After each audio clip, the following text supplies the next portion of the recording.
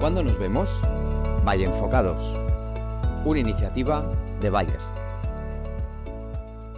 Bienvenidos a Cuándo nos vemos, un espacio de Bayer dedicado a pacientes, a sus familiares y a profesionales de la salud que se dedican a tratar enfermedades de la retina que causan pérdida de visión, que causan sufrimiento, pero en esta ocasión lo que vamos a hacer es enfocar estas patologías desde diferentes puntos de vista. Y por eso contamos hoy con Marta de la Fuente Lago, psicóloga sanitaria, especialista en ansiedad, en estrés, en comunicación. Bienvenida, Marta. Muchísimas gracias, Jesús. Ella nos va a hablar, nos va a dar un enfoque de cómo tenemos que cuidar psicoemocionalmente desde el corazón, desde el alma, a nuestros pacientes. ¿Qué tal? ¿Cómo estás? Muy bien, muchísimas gracias. Bueno, pues gracias por venir. Te hemos traído aquí porque te conozco personalmente de otros eventos y sé que siempre aporta mucho todo lo que nos cuentas. Pero antes de conocer a la psicóloga sanitaria, querría conocer a Marta. Y para eso, aunque te parezca una especie de test psicoanalítico, quiero ir a tu infancia. Y te quiero hacer Vale. una primera pregunta que va a ser un clásico de este espacio. Bueno, creo que es la primera vez que empiezo una entrevista de estas características con una pregunta personal de mi infancia, ¿no? No Pero te me voy a gusta el reto, ¿no? preguntar cuánto ganas ni nada de eso, no. Simplemente quiero saber qué película era tu favorita de la infancia para saber qué persona ha llegado a ser Marta. Pues fíjate, lo tengo clarísimo porque me obsesionó esa película y fue Sonrisas y lágrimas. Yo creo que la pude ver, no sé, 40, 50, ¿De 60 niña? veces de niña. Mis hermanos estaban hasta las narices de esa película, me decían, Marta, para allá. Me encantaba, me encantaba. Ahora llevo años sin verla, pero me encantaba esa ¿Y no te película. apetece volver a verla? Creo que sí y no también, porque las sensaciones que tenía en la niñez y lo que representaba para mí esa película, claro, yo he cambiado mucho. Entonces, a lo Bueno, mejor prefiero quedarme con esas emociones, ¿no? De cuando era niña. has cambiado tú y realmente ha cambiado todo, si lo Sí. pensamos. De hecho, centrándonos un poco más a lo que tú te dedicas, la telemedicina, la telepsicología, si se Ujú. puede decir, también ha aparecido en nuestras vidas. Pero yo siempre me he planteado si esto no resta un poco de valor a tu profesión y a todo lo que haces. ¿Tú qué opinas de la telemedicina? Fíjate, me parece interesante esta pregunta, sobre todo porque te debo reconocer que el 80% más o menos de mi actividad en estos momentos está siendo psicología online.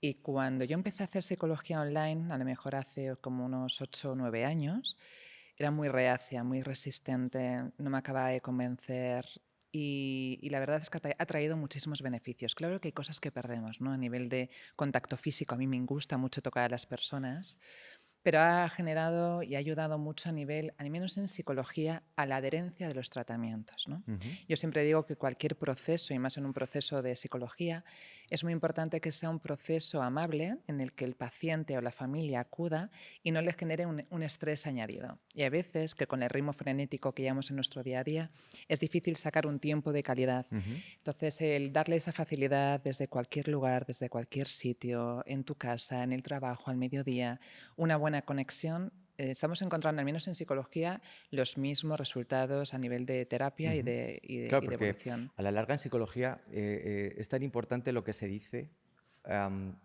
a cómo se dice, ¿o crees Eso es que... importantísimo. De hecho, mira, yo al principio acababa con dolor de cabeza cuando empezaba con psicología online, porque requiere una atención y una concentración del profesional, porque, claro, tenemos que trabajar mucho con la voz, tenemos que trabajar mucho con la comunicación no verbal, porque para que el paciente se sienta totalmente cómodo en lo que es en la consulta.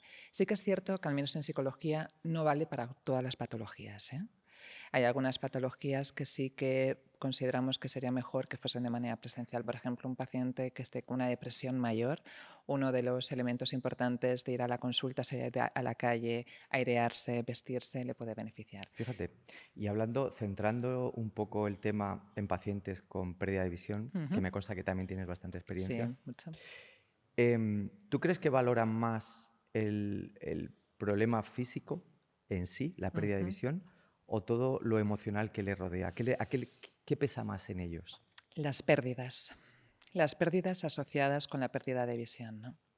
Porque no solo es lo que es la pérdida en sí de visión, sino todo lo que implica a nivel de dependencia, de dificultades en la conducción, de actividades que a lo mejor hacían antes que ya no pueden realizar, por ejemplo, personas que hacen un deporte de riesgo y que en estos momentos lo han tenido que dejar de hacer por esa pérdida de visión.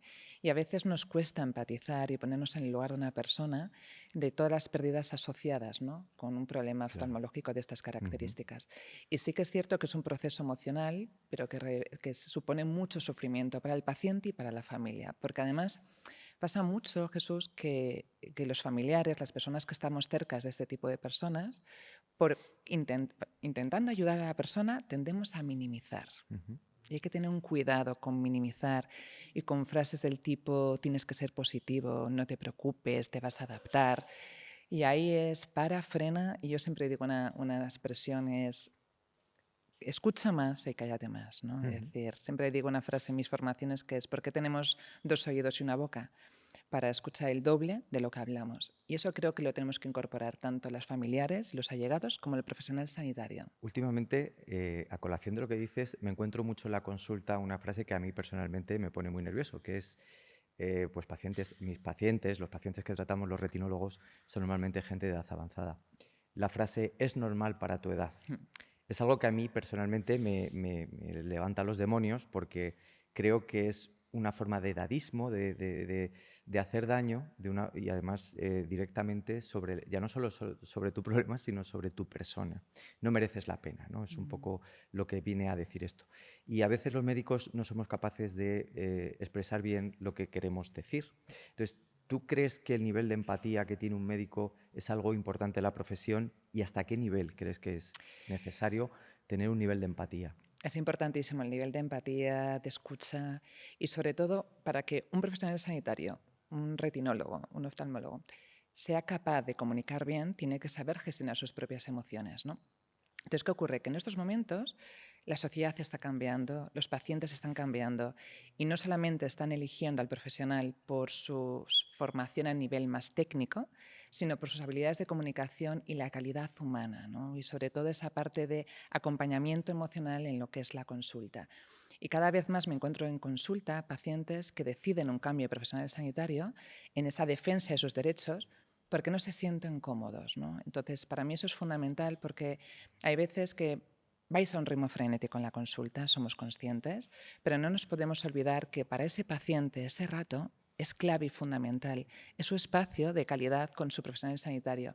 Y el profesional sanitario no deja de ser el padre o la madre de la enfermedad con quien trasladan todas sus vulnerabilidades, ¿no? Entonces yo siempre digo que tiene que ser un espacio también para expresar emociones, para escuchar al paciente y comprenderle más allá de la enfermedad, porque cada persona es un mundo en la asimilación y la aceptación de una enfermedad. Claro. Y te voy a hacer la pregunta del millón, que no sé si tiene respuesta. ¿La empatía se puede aprender o la tienes que traer de casa? ¿Se puede aprender? Sí, sí que se puede aprender, pero sí que es cierto que hay personas que por sus rasgos de personalidad, por su educación, por su funcionamiento, por su sensibilidad, tienen más facilidad que otras. Entonces, para mí eso es importante porque se tiene que aprender desde muy pequeños. Pero Claro. para aquellas personas que nos estén escuchando, que dicen, tengo dificultades, oye, se puede entrenar y para eso hay cursos específicos de gestión de las emociones y de empatía con los pacientes y con la familia. La empatía puede ser, la falta de empatía puede ser un mecanismo de defensa. Sí, y muchas veces aparte hablamos de la frialdad emocional. De hecho, ayer justamente en un taller que estaba hablando con pacientes, abordando la serenidad ante una enfermedad, me decían como un recurso el hecho de ser frío emocionalmente, ¿no? Y yo les trasladaba justo eso, ese mecanismo de protección. ¿Y sabes con qué profesionales me lo encuentro mucho? Con el profesional sanitario.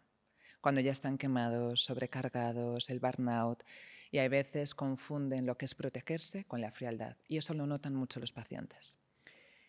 Volviendo un poco a nuestros pacientes, que sobre todo sufren enfermedades, muchas de ellas crónicas, que causan gran pérdida de visión y que se enfrentan a verdaderos abismos, Mm. entiendo que la empatía hay que empezar a desarrollarla en el primer momento del diagnóstico.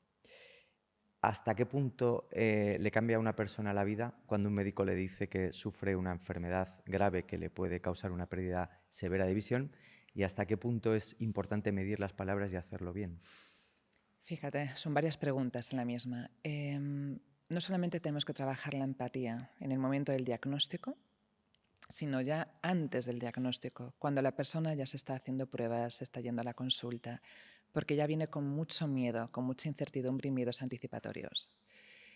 Es importantísimo cuidar el lenguaje, lo que trasladamos, qué decimos y cómo lo decimos. Porque además está demostrado que cómo trasladamos lo que es la información en el momento del diagnóstico va a influir directamente en el impacto emocional y en la gestión emocional del proceso de aceptación de la persona. Y a mí me gustaría que todos los oyentes que nos están viendo ahora mismo este podcast se pusiesen en la situación de un paciente con una enfermedad de retina y que de un día para otro les dicen, enfermedad crónica, vas a perder visión y en estos momentos tu vida va a cambiar en 180 grados. A nivel laboral, sentimental, familiar, personal, laboral, personas, como decíamos antes, que van a asumir muchísimas pérdidas. Eso genera un gran impacto que va a suponer incluso sintomatología depresiva, de ansiedad, ruptura de las relaciones sociales. Pero lo más importante de todo esto, para aquellas pacientes que nos estén escuchando, es que el ser humano tiene una capacidad de adaptación inimaginable gracias a la resiliencia y probablemente salgan más fortalecidos de esta situación, pero también requieren ese tiempo y ese proceso de adaptación y el profesional sanitario es muy importante que esté acompañando y no juzgando y respetando los ritmos. Luego, abusamos demasiado del tecnicismo, quizás. Sí. Sí. Sería una recomendación que tú nos dieras. Desde mi punto de vista, habría que dar un mensaje que tanto un niño pequeño como una persona mayor lo pueda entender y comprender. Porque a veces que nos protegemos desde los tecnicismos para mostrar lo que es más profesionalidad, pero la persona no se está enterando. Además, hay determinados estudios en psicología que dicen que nos quedamos con poca información de las consultas, y más cuando vamos con un estado emocional muy intenso. Así que una recomendación que yo os hago a nivel de profesionales sanitarios es preguntar al paciente al final, ¿con qué te has quedado? Y probablemente su comunicación no verbal sea con nada, doctor, doctora. Decirle, no se preocupe, es totalmente comprensible lo que le acaba de pasar. Se lo voy a volver a explicar en otras palabras, incluso utilizar algún gráfico, alguna hoja. Incluso yo siempre traslado la posibilidad de poder trasladar al paciente, darle una cita los próximos días. Es decir, Como recordatorio. Como un recordatorio. Dentro de unos días volvemos a hablar sobre esto. Tome nota, anote todas las dudas y lo vemos tranquilamente en consulta. La verdad es que es un gusto escucharte. Yo sabía que esto era un éxito y ya de antemano. Y me gustaría, por ir terminando el capítulo, que me hicieras una proyección de futuro, que me dijeras si realmente piensas que en el futuro la psicología sanitaria tiene cabida en nuestras consultas de retina y demás patología seria. ¿Cómo ves este implemento de la psicología, del acompañamiento emocional en nuestros pacientes? Es que yo creo que ya no es ni un futuro, es un presente. Cada vez más, afortunadamente, me animan a estar en este tipo de foros, ¿no?, y de situaciones, porque es un hecho que el paciente requiere esa atención a nivel emocional. Y que a la larga incluso puede que le dé más calidad a nuestra Totalmente. atención, ¿no? Y a nuestros centros. Y al servicio, es decir, porque en estos momentos que un servicio tenga el especialista y después la derivación directa a un profesional de la psicología que te pueda acompañar y sobre todo acompañar también en el momento del diagnóstico, pues esa acogida del paciente es algo que están reclamando, que ya están pidiendo muchísimos servicios y el paciente y la familia lo ve como un plus. Marta, ¿qué te gusta más de tu profesión? Pregunta complicada, porque hay tanto que me gusta en mi profesión, pero yo creo que diría, por supuesto, el contacto con personas y sobre todo estar en contacto con tantos aprendizajes, tantas vivencias, porque no dejo de aprender día a día con mis pacientes y con sus situaciones y eso me permite además, pues, aumentar la flexibilidad a nivel de pensamiento y ver otros puntos de vista de diferentes personas, ¿no? Pero sí que es cierto que como me gusta mucho mi trabajo, me implico mucho, a veces echo de menos tener más vida a nivel personal, ¿no? Lógicamente. Entonces siempre estoy intentando buscar esa parte de equilibrio porque para ser una buena profesional tengo que también tener ese bienestar, ¿no? Es más, aparte de aquí me viene a la cabeza muchísimos pacientes, ¿no?, con enfermedad de retina que me trasladan que una de las mayores pérdidas que tienen por un diagnóstico de estas características es todas las visitas a su centro, al hospital, todo el tiempo que invierten a nivel de tratamientos. Y eso es una pérdida que a veces no nos damos cuenta de lo que implica en su día a día a nivel de dificultades en la gestión del tiempo. Bueno, sí, es verdad, el tiempo es importantísimo. Afortunadamente, He de comunicarte que cada vez tenemos mejores avances en el tratamiento, en el diagnóstico, en el seguimiento de pacientes que nos permiten que ellos sean más libres y que nosotros tengamos más tiempo para atender cada vez a más gente y mejor. Así que quiero que traslades a tus pacientes que hay un futuro delante, un futuro prometedor y que hay muchísima gente trabajando en ello.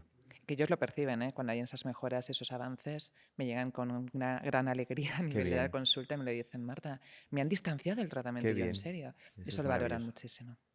Muy bien. Pues hasta aquí el primer capítulo de Cuando nos vemos, este espacio que esperamos que os haya gustado. Ha sido un placer tener a Marta con nosotros. Muchísimas gracias por venir. Muchas gracias a ti. Y os esperamos a todos en el siguiente capítulo y deciros que Marta y a nuestros espectadores es un placer cuando nos vemos. Hasta otro día.